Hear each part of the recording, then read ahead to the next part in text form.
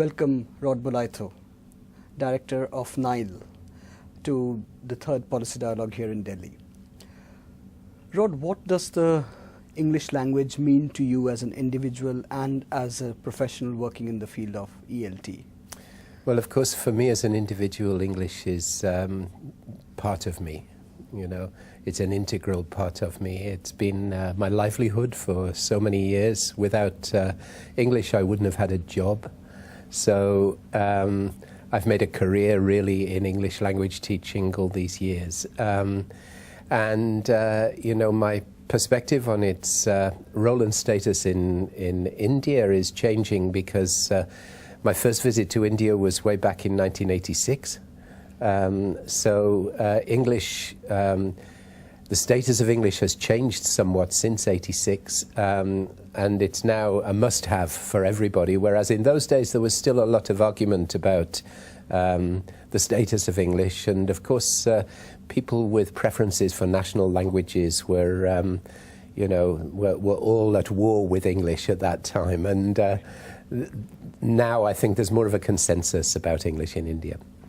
Do you think sometimes in contexts like India and Sri Lanka, English sometimes comes in the way of cultural and linguistic diversity? It's very difficult for me to answer that one because, you know, my visits to India have been sporadic over the years. My feeling is that it's an enrichment rather than a block of any sort or an obstacle of any sort, because it enables people from different ethnic and linguistic groups to actually find common ground and to meet and to exchange their cultures, their ideas, and so on. English is also a means for India to communicate its needs, desires, its culture to the rest of the world, you know, and I think without English it would be difficult for India to do that. And I think as an emerging world power, India needs this dialogue with the rest of the world, and so English plays its part. Rod, you were there at the first policy dialogue that we had in Chennai. I was, and now yes. Here at the third one. Yes. In these 3 years, do you see a sense of progression, a sense of change that has happened? What is your own gut reaction to that question?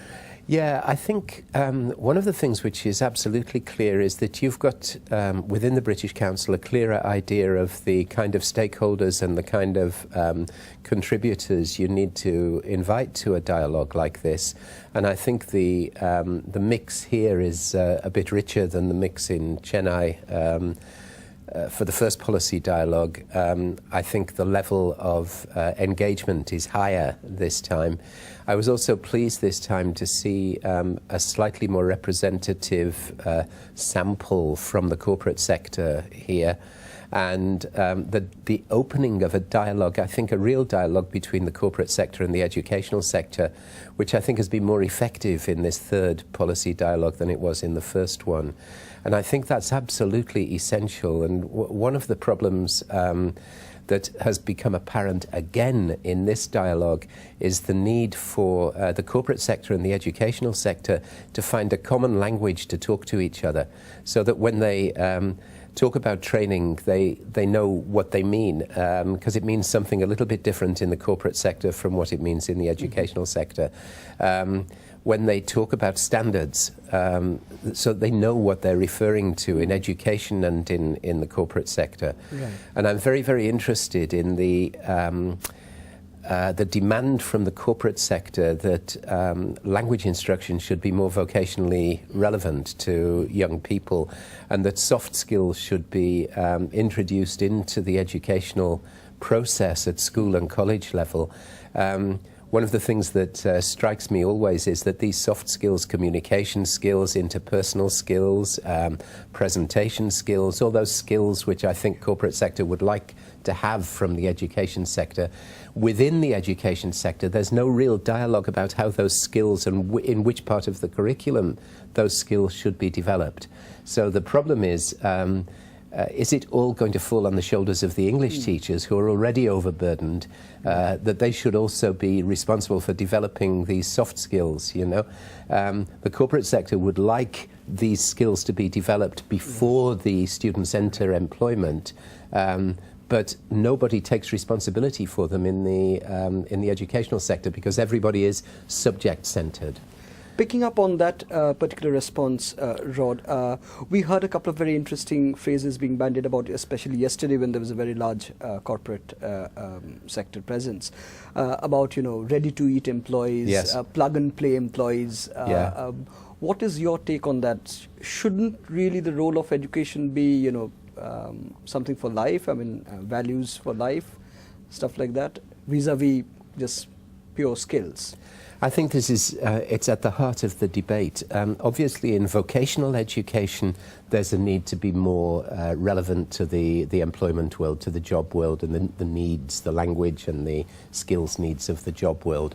I think it's asking a bit much at college and at school level for teachers to engage directly with the world of employment. However, the message, I think, for English teachers is still quite clear. That is that communication skills are at the top of the agenda for all employment purposes. And learning Shakespeare by heart is not going to get people to communicate. Learning Thomas Hardy by heart is not going to get people to communicate.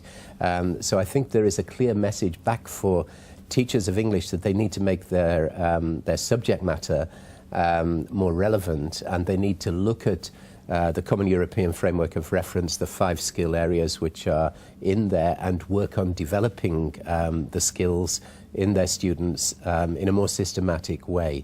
And what that probably means is less content and more skill orientation in the language classes. Rod, you were involved with a very significant large-scale project in the late 80s here in India, the CBSE curriculum reform on English. Thinking back about what you did then, and you've heard about the kind of work we are doing now again with the state boards in West Bengal, in Kerala, in Punjab, in Tamil Nadu. What is your own feeling about it? Can you contrast and compare the experience? Yeah, it was very interesting. I mean, just to slightly correct your question, it was right into the late 90s that this this project went on. It was only concluded around about 98, 99. Right. And I was in India several times during the period of time and also did the training over in the UK. It was a well-conceived project in terms of coverage, because it looked at the 3 main drivers of educational change. It looked at training, the training of teachers, so methodology, for example, the methodological implications of new methods. It looked at textbooks, which are a significant driver, and also, and very, very importantly, it looked at the examination system. So there were 3 cohorts of participants in the project, all of whom were trained in those 3 areas: curriculum and textbook, the very necessary exam sector, and methodology for training purposes. I don't think that's changed. I think those are still the 3 main areas that you need to tackle in any project and in any development. And I think we got that message from Martin Weddell this morning. You have to get those in balance within any project at state level or at national level. There needs to be attention to all those areas. But he added a 4th area, and I think this was significant, and it was the societal expectations, the need to, let's put it in another way, the need for public relations in terms of making sure that you sell your ideas to a wider set of stakeholders. And I think that's a really important dimension. Thank you very much, Rod. That was Rod Bolitho, Director of the Norwich Institute of Language Education. Thank you, Rod. Thank you, Debanjam.